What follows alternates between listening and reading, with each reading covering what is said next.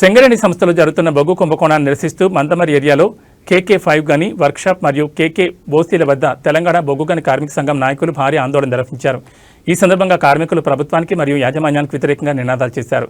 కార్యక్రమంలో పాల్గొన్న TGBKS vice president Medipalli Sampath మాట్లాడుతూ సింగరేణిలో బొగ్గు ఉత్పత్తి మరియు రవాణాలో భారీ స్థాయిలో అవినీతి జరుగుతుందని ఆరోపించారు.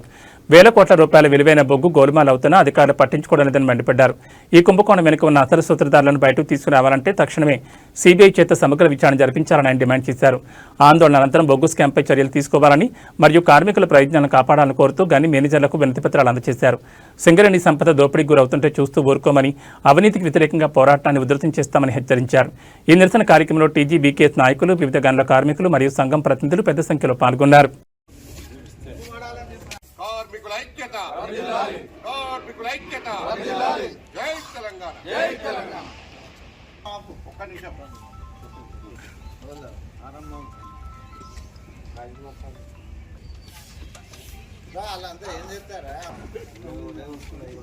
ఇవాళ సింగరేణి వ్యాప్తంగా కేసీఆర్ గారి నాయకత్వం, సుమనన్న నాయకత్వం, జై తెలంగాణ.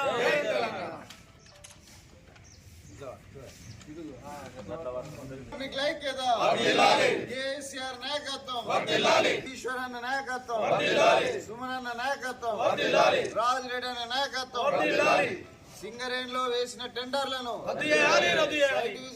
సైట్ విజిటింగ్ పేరుతో సింగరేణిలో వేసిన టెండర్లను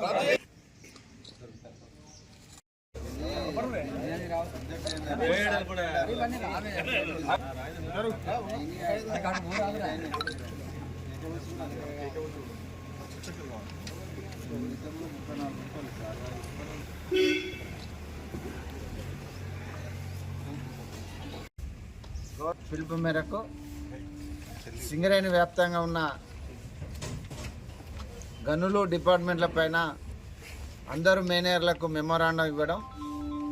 ఈ మెమోరాండం యొక్క ముఖ్య ఉద్దేశం ఏంటంటే, ఈ మధ్యకాలంలో మన గౌరవ మాజీ మంత్రివర్యులు శ్రీ హరీష్ రావు గారు సింగరేణిలో జరుగుతున్న పరిణామాలపైన వాస్తవాలను వెలికితీస్తూ మొన్న ఒక ప్రెస్ మీట్ పెట్టడం జరిగింది.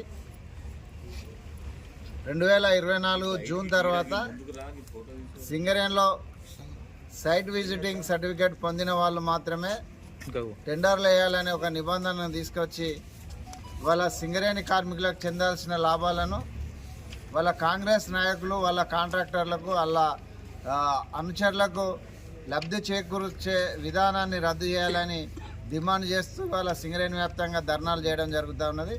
ముఖ్యంగా మొన్న వారం రోజుల క్రితం ABN ఛానల్లో కానీ NTV ఛానల్లో కానీ జరిగిన వాస్తవాలను మనం ఒకసారి కార్మిక వర్గం అంతా మనం ఆలోచించుకోవాల్సిన అవసరం, బాధ్యత మనందరిపైన ఉన్నది. ముఖ్యంగా వాస్తవంగా సింగరేణిలో ఏం జరుగుతూ ఉన్నది. ఇవాళ ఒక 9E బ్లాక్నే రద్దు చేయడం కాదు, 9E బ్లాక్ కూడా దాంట్లో దాదాపు 5,000 కోట్ల రూపాయల అవకతవకలు జరిగినాయి. కాబట్టి NTVలో వార్త వచ్చిన తర్వాత గౌరవ డిప్యూటీ సీఎం బట్టి విక్రమార్క గారు ఒక 9E బ్లాక్ను మాత్రమే టెండర్ను రద్దు చేయడం జరిగింది. దానికన్నా ముందు సింగరేణిలో 7 టెండర్లు సైట్ విజిటింగ్ సర్టిఫికేట్ పొందిన వాళ్ళను ఇవాళ దాదాపు 2-3 వేల కోట్ల రూపాయల కుంభకోణాలు సింగరేణిలో జరిగినాయి 7 ఓసీలలో. గతంలో సింగరేణిలో టెండర్ విధానం కానీ, భారతదేశంలో టెండర్ విధానం కానీ ఏ విధంగా ఉన్నదంటే, గ్లోబల్ టెండరైజేషన్ అంటే ఒక చిన్న వస్తువు కావాలన్నా 5 లక్షల రూపాయల తర్వాత ప్రతి సంస్థను గ్లోబల్గా ఈ ప్రొక్యూర్మెంట్ ద్వారా ఆహ్వానించి దాంట్లో ఎవరైతే లబ్ధి చెందుతారో వాళ్లకు టెండర్ విధానం ప్రకటించే అవకాశం సింగరేణిలో ఉన్నది. ఇప్పటికీ కోల్ ఇండియాలో కూడా ఉన్నది. కానీ దాన్ని కాదని తెలివిగా కాంగ్రెస్ గవర్నమెంట్ వాళ్ళు ఎవరైతే సైట్ విజిట్కి వస్తారో వాళ్ళకు మాత్రమే ఒక సర్టిఫికేట్ ఇచ్చి వాళ్ళను మాత్రమే టెండర్లు వేసే విధంగా వాళ్ళ ఒక కొత్త విధానాన్ని తీసుకొచ్చి దాంట్లో వాళ్ళు రింగై 5 సైట్ విజిట్కి అయితే 5 సర్టిఫికేట్లు ఇచ్చిన తర్వాత 5 మాత్రమే వాళ్ళ టెండర్ వేసే విధానాన్ని తీసుకొచ్చి దాని ద్వారా వాళ్ళు రింగై సంస్థకు 7% నుండి 20% దాకా ఇవాళ ఎక్సెస్ టెండర్లు వేయడం ద్వారా సంస్థకు సుమారు 10,000 కోట్ల రూపాయలు నష్టం జరగబోతున్నది.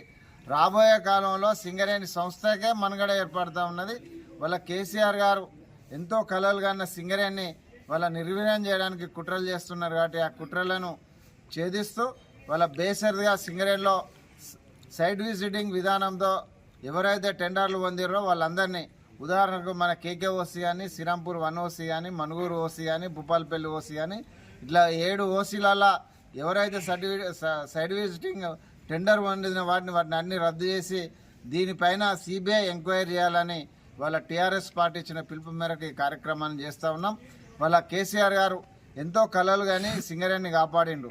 వాళ్ళ సింగరేణి కోసం ఆనాడు తెలంగాణ ఉద్యమంలో మనకు జెండా లేదు, అజెండా లేదు, ప్రాంతం లేదు. ఏ విధమైతే ఒక తెలంగాణ రాష్ట్ర సాధన ధ్యేయంగా ఆనాడు 36 రోజులు సకల జనుల సమ్మె చేసి ఈ రాష్ట్రాన్ని సాధించుకున్న తర్వాత సాధించుకున్న తెలంగాణలో దాదాపు 22,000 మందిని, వాళ్ళ 16,000 వరకు మెడికల్ ఇన్వాల్యుయేషన్, 3,000 మంది పెండింగ్ డిపెండెంట్ ఎంప్లాయ్మెంట్స్, అదేవిధంగా 2,000 మంది వాళ్ళ జేఎంఈటీలు, ఫిట్టర్లు, టర్నర్లు, క్లర్కులు వివిధ రూపాల్లో సుమారు 22,000 మందిని ఈ సంస్థలో యువరక్తాన్ని నింపి ఈ సంస్థను కాపాడిన కేసీఆర్ గారి కళలను ఇవాళ మనం సాకారం చేయాల్సిన బాధ్యత మన అందరిపైన ఉన్నది.